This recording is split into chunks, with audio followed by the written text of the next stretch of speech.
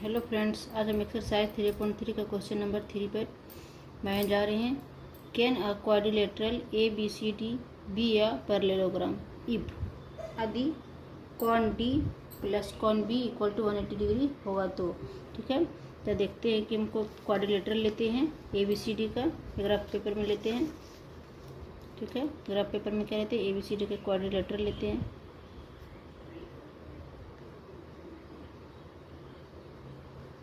इसका क्या बोल रहा है, कॉन डी और कॉन बी 180 डिग्री होना चाहिए। ठीक है, यानी कि पैरेललोग्राम का कंडीशन क्या है, कॉन बी प्लस कॉन डी दोनों अगर हम ऐड करते हैं तो 180 डिग्री होगा।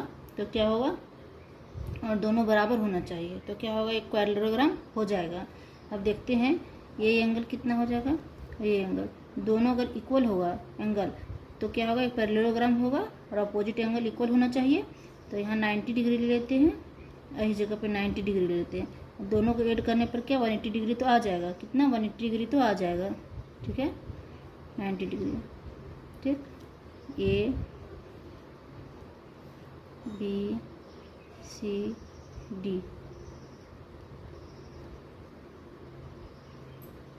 ठीक है, अगर इफ यदि अगर एंगल दोनों 90 डिग्री पर नहीं आएगा, एक एंगल हो जाएगा 120,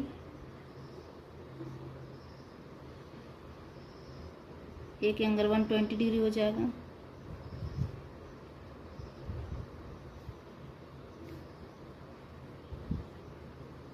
और एक 60 डिग्री हो जाएगा। सम तो 180 हो जा रहा है, कॉन डी प्लस कॉन बी क्या हो जा रहा है, 180 डिग्री हो जा रहा है, लेकिन क्या एंगल दोनों इक्वल नहीं है, दोनों एंगल इक्वल नहीं है। तो पैरेललोग्राम हो भी सकता है और नहीं भी हो सकता है। तो इस कंडीशन में हम क्या करेंगे, कैन बी मतलब हो सकता है, इसका आंसर क्या हो जाएगा, कैन बी हो सकता है। अगर दोनों 90 डिग्री है तो 180 डिग्री दोनों का सम हो गया, तो मतलब पैरेललोग्राम होगा। अगर एक एंगल 120 हो गया और दूसरा एंगल 60 हो गया, 180 तो हो गया, लेकिन क्या हो गया, क्वाड्रिलेटरल नहीं होगा, क्योंकि दोनों का रेट कितना होना चाहिए, इक्वल होना चाहिए।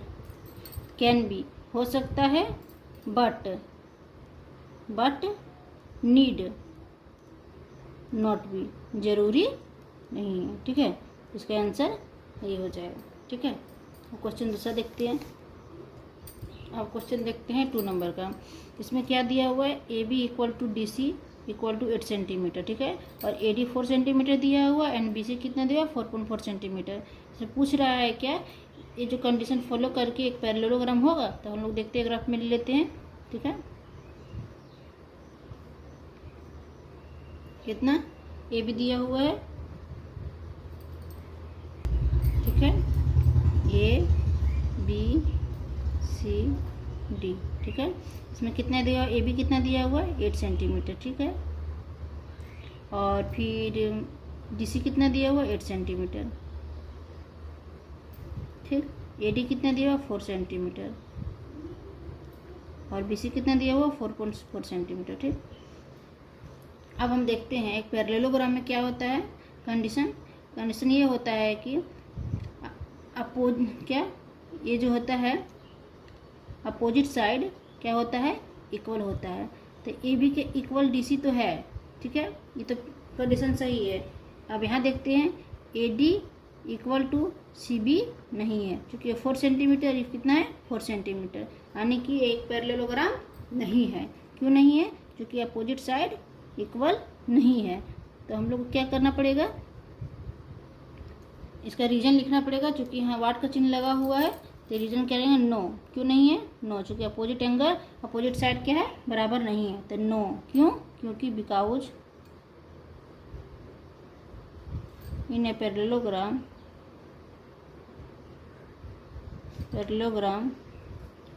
Opposite side are equal but here AD not equal to BC। ठीक है, not equal to BC, reason हो गया। अब क्वेश्चन नंबर हम लोग 3rd में आते हैं। ठीक है। क्वेश्चन नंबर क्या देखते हैं हम लोग, क्वेश्चन 3 देखते हैं। एंगल जो है ये कितना है, 70 डिग्री हुआ है, एंड क्वेश्चन एंगल सी कितना है, 65 डिग्री हुआ है। तो एक पैरेललोग्राम हम लोग ड्रॉ करते हैं। हमें देखना है कि सीरियल वाइज लेना है, डायमीटर क्या लेना है, सीरियल वाइज लेना है। यहाँ ए नहीं, ए यहाँ ले लिए, बी यहाँ ले लिए, सी यहाँ ले, डी ऐसे नहीं करना है। कैसे करना है, सीरियल वाइज लेना है। तो या तो इधर से स्टार्ट करो या तो इधर से स्टार्ट करते हैं। तो ए बी सी डी, ठीक है। अब इसमें क्या दिया हुआ है, कौन ए इक्वल टू 70 डिग्री और कौन सी इक्वल टू 70 डिग्री 65 डिग्री, ठीक है। तो इससे ऐसे ही पैरेललोग्राम नहीं है, क्योंकि पैरेललोग्राम में क्या होता है, अपोजिट एंगल क्या होता है, आपस में इक्वल होता है। कौन ए इक्वल टू कौन सी होता है, अपोजिट एंगल इक्वल। यहाँ तो कंडीशन फॉलो नहीं हो रहा है, यानी कि यह एक पैरेललोग्राम नहीं है। तो क्या हो जाएगा आंसर, नो। क्या हो जाएगा, no, because in a parallelogram opposite angle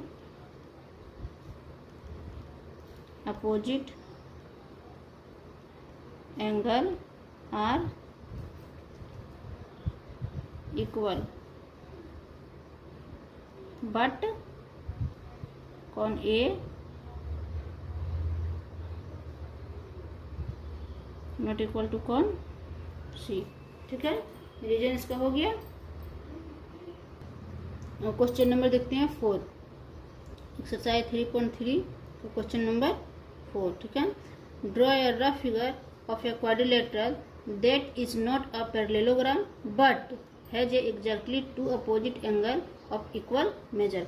मतलब दो एंगल क्या होना चाहिए, अपोजिट होना चाहिए, लेकिन दो एंगल और जो है वो अपोजिट इक्वल नहीं होना चाहिए एंगल। तो पहले एक पैरेललोग्राम हम करते हैं।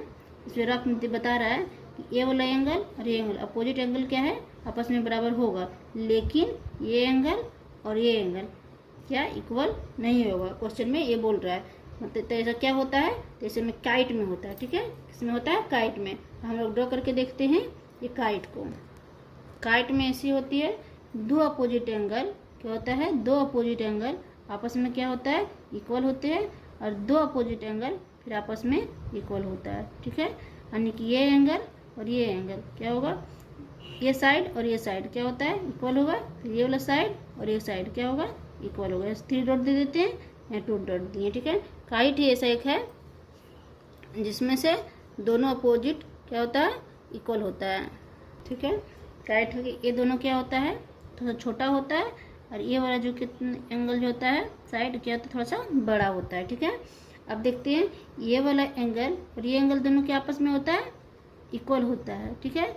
और जो ये एंगल होता है और ये एंगल सो क्या होता है, आपस में थोड़ा छोटा बड़ा भी होता है, ठीक है। काइट में क्या, दो अपोजिट एंगल क्या होता है, आपस में इक्वल होते हैं, और दो अपोजिट एंगल क्या होता है, अनइक्वल होता है, ठीक है। बस इस क्वेश्चन में आपको फिगर ही बनाए थे, इसका आंसर यही होगा, ठीक है। अब हम लोग क्वेश्चन नंबर 5 में आते हैं।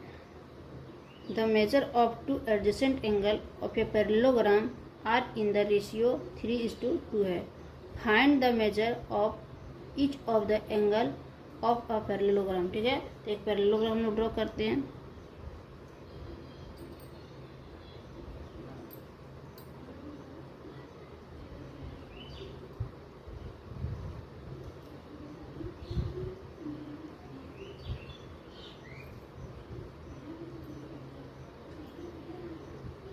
ठीक है, इसमें क्या बोल रहा है, to adjacent angle.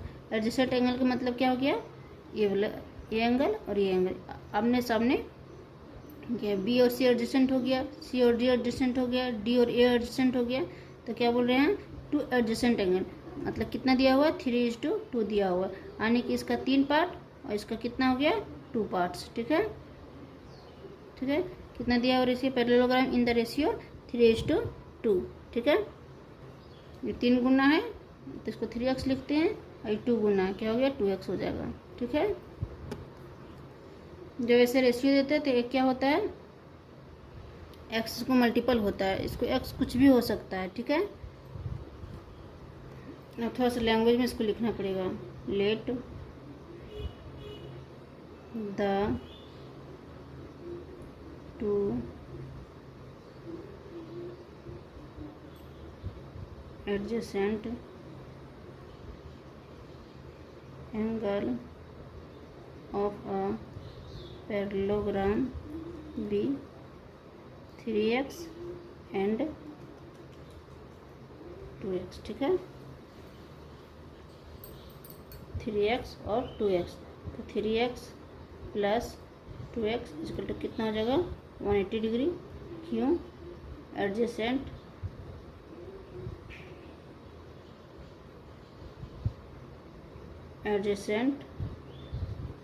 Angle of a parallelogram are supplementary.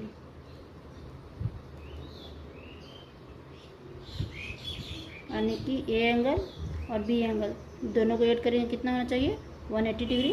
अब कितना हो जाएगा 5x इक्वल टू 180 डिग्री, इसलिए x इक्वल टू कितना हो जाएगा 180 डिग्री डिवाइडेड अपॉन 5। ठीक है, इसलिए x कितना हो जाएगा, x इक्वल टू कितना हो जाएगा 36 डिग्री। अब आगे देखते हैं, x इक्वल टू कितना है 36 डिग्री। अब एंगल ए इक्वल टू क्या था 3x और एंगल बी इक्वल टू क्या था 2x। ठीक है, अब x की जगह पर 36 पुट करते हैं। ठीक है,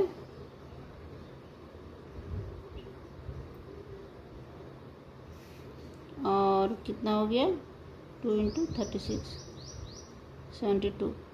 ठीक है, क्या निकल गया एंगल ए और एंगल बी दोनों को ऐड करेंगे कितना होगा 180 डिग्री आ जाएगा। ठीक है, अब सारे एंगल पूछ रखा है। ठीक है, फिगर था बैक साइड में, यहाँ हम ले आए फिगर को।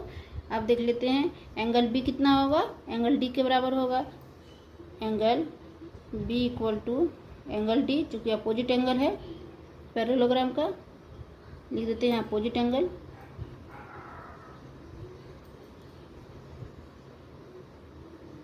पैरेललोग्राम क्या होता है इक्वल होता है, यानी कि एंगल जो बी है कितना हो गया 72 डिग्री, तो एंगल डी भी कितना हो जाएगा 72 डिग्री। ठीक है, इसलिए एंगल डी 72 डिग्री।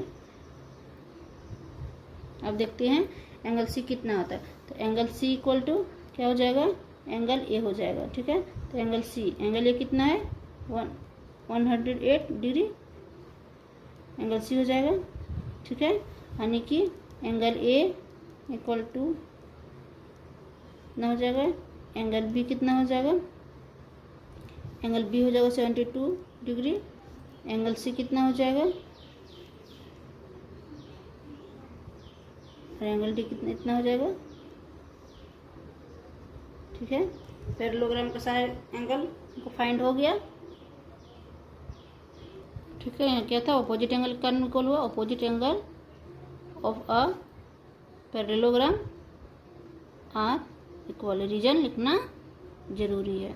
ठीक है, यहाँ भी वही हो जाएगा opposite angle of a parallelogram are equal. ठीक है, क्वेश्चन खत्म।